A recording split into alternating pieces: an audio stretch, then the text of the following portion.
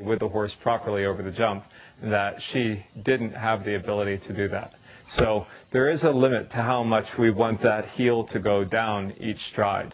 For me, I don't want it to happen at all. I want the heel to start out being down, and then I want it to stay down. So I guess the other way to think about it is maybe I don't disagree with the heel going down as you rise out of the saddle, but instead maybe what I disagree with is the heel coming up in the descending part of the posting trot. All right, so just trying to keep that weight down in the heel even as you're sinking back into the saddle again. All right, let me...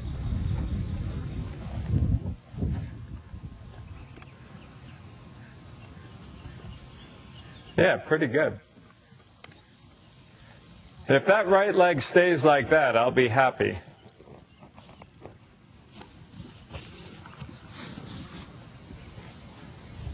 That's really nice. And just look at the gap between the knee and the front of the saddle on one side versus the other. Is it the same? Good. Pick up a right leg canter.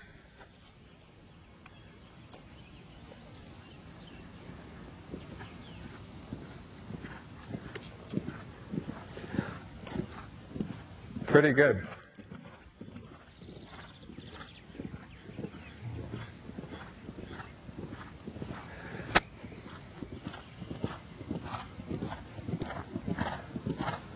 And look at the knee relative to the front of the saddle again. Is it the same? No, my knee dropped back a little. Yeah, I'm not surprised. And then look at where the toe is relative to the knee on one side versus the other as well.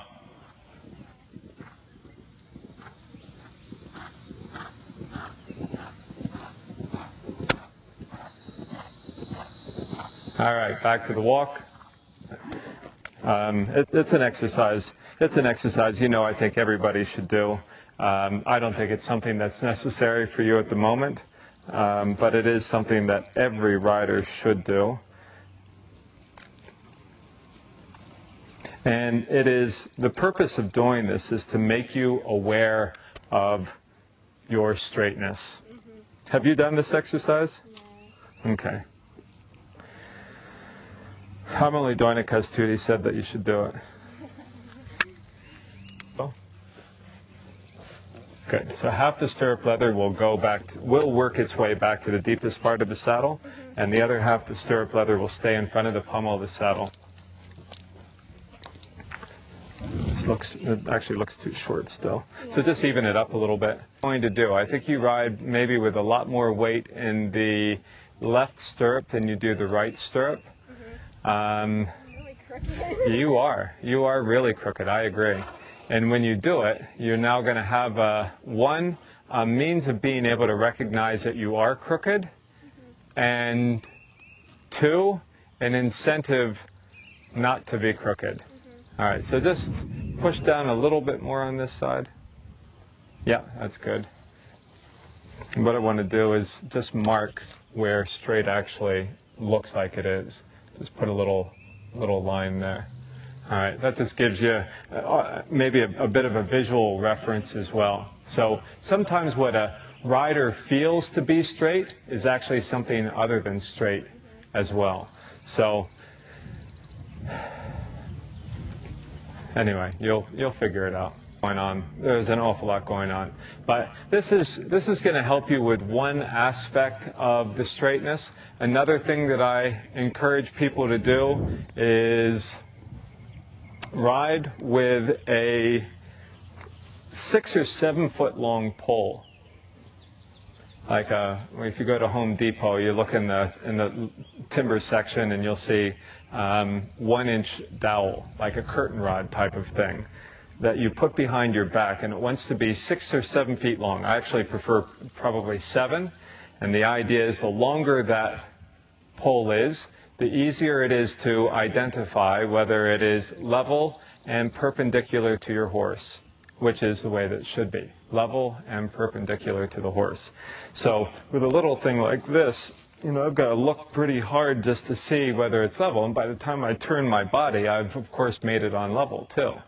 So with a longer pole, you can just sort of look out of the corner of your eye just a little bit and be able to see very easily whether it's level and perpendicular to the horse or not. So the idea being, if I can get the shoulders to be level and perpendicular, and I can get the weight distribution to be even, you kind of hope that the bit in the middle stays somewhat straight too. So if we can get this end to be straight, this end to be straight, then I hope that this part in the middle actually sort of falls into place a little bit. That's the idea. Anyway, the slippy stirrup thing, it's something that I've probably known for a little bit. I'm pretty sure that I invented this exercise. I use it a lot, and a lot of riders are surprised at how difficult this exercise is. You know that you're crooked. A lot of people don't know that. And now even somebody like a Tootie, if I did this exercise with her, quite possibly she'd be crooked in a way that she wasn't aware of. But it would be good for her to be able to recognize that. Okay, sort of moving bits and pieces.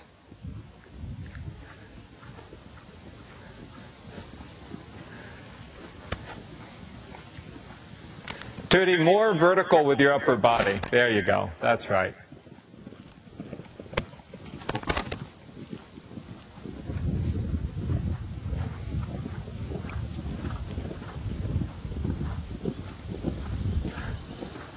So I want all three of you guys just to sit a little bit more. You don't necessarily have to be much further back with the upper body. I just want the seat to be a little lower.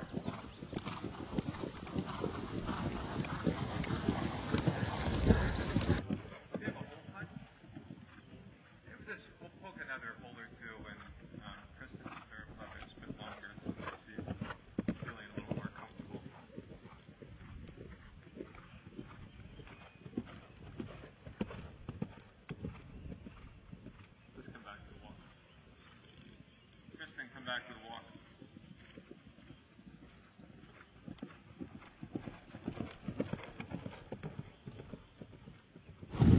We'll just poke some more holes in the stirrup leathers, just so that the length of stirrup isn't something that you quick and a little hurried for my taste. So just trying to find that happy medium with this horse. You guys keep cantering. Both of you keep cantering a little bit. I remember this horse now. Yeah.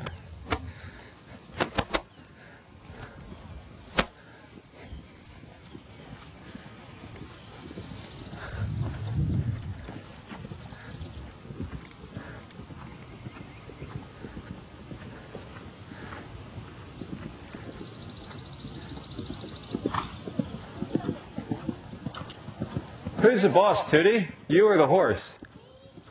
Me. Then you got to show me you're the boss. You got to show the horse that you're the boss too. So it's not about severity. It's just about sort of having a standard in mind that you're going to make the horse stick to.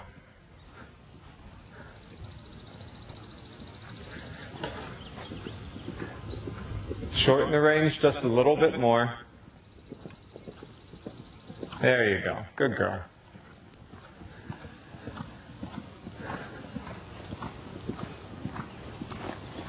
That's better. Back to the walk. About that position, just trying to have that happy medium position. All three of you just sort of got out there and jumped up into a jumping position and let the horses gallop along a little bit too much.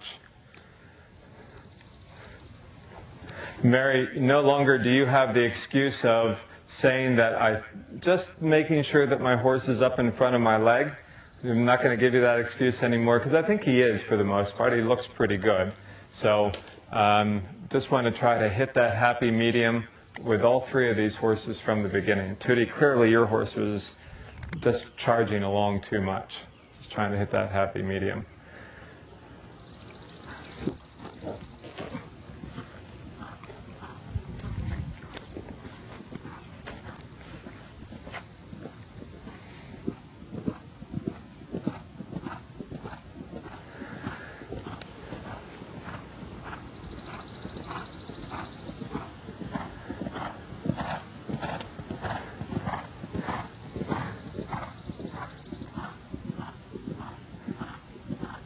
Is that line still in the middle? It's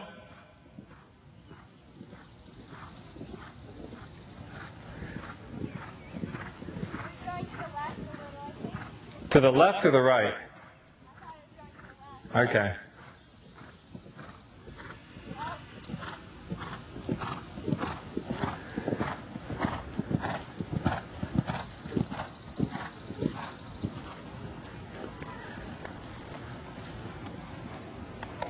Does she look straight when she's coming at you?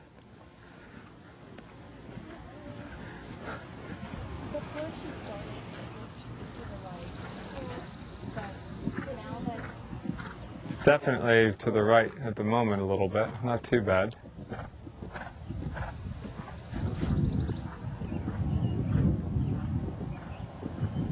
There is some funky stuff going on. Like you look at her shoulders from behind, she's got that thin horizontal stripe on her shirt, and you actually see the right shoulder being lower than the left shoulder.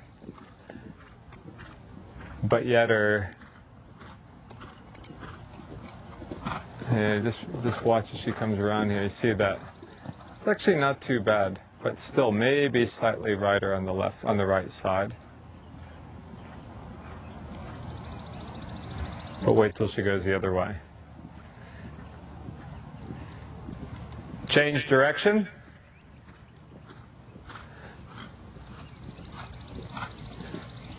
This is where you're going to get crooked. Here it goes. Here goes through the flying change.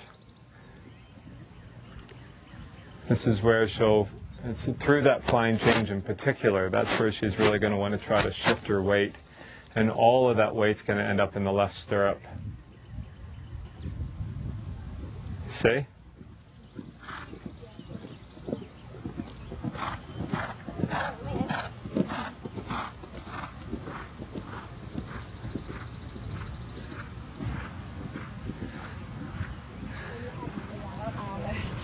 Oh, I've had a handful of people fall off in their first canter transition. They go from trot to canter and they go doink right off the side of the horse. Back to the walk. Back to the walk. Isn't it? Because the whole time to the left it wasn't too bad. And then as soon as you go to do that transition, even you went to try to twist your body to do the flying lead change, and you knew that it was wrong, but you couldn't help yourself. And all of a sudden, because you couldn't twist your body, you had no idea how to do the lead change. Yeah. So that was interesting. Whereas I think probably to go from right lead to left lead flying change, you'd find it quite easy to actually do that flying change. Quite easy to ask the horse to do the flying change because you're straighter tracking to the left. So no, it isn't. And so you just sort of bailed and did the simple change. But then as soon as you went back into the canter, you could feel yourself getting badly crooked again. Yeah. So it's interesting. This is probably quite a big deal for you, this whole straightness thing.